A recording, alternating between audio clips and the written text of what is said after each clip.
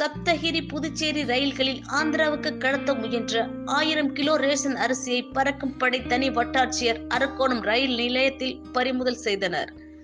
ஆந்திர மாநிலம் சித்தூரைச் சேர்ந்த பெண்கள் சிலர் அரக்கோணம் வந்து அங்குள்ள வீடுகளில் ரேஷன் அரிசியை குறைந்த விலைக்கு வாங்கி திருப்பதி செல்லும் ரயில்களில் கடத்தி செல்வதாக ராணிப்பேட்டை மாவட்டம் ஆட்சியர் வளர்மதிக்கு புகார் சென்றது.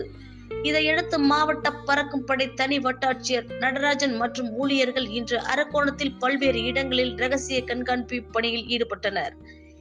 இதைத் தொடர்ந்து வீடுகளில் இருந்து சேகரிக்கப்பட்ட ரேஷன் அரிசி மூட்டைகளை சென்னை சென்ட்ரலில் இருந்து அரக்கோணம் வழியாக திருப்பதி செல்லும் சப்தகிரி எக்ஸ்பிரஸ் ரயிலில் கடத்துவதற்காக அரக்கோணம் ரயில் நிலையம் கொண்டு வந்த 31 சிப்பம் ரேஷன் அரிசி மூட்டைகளை பறிமுதல் செய்தனர்.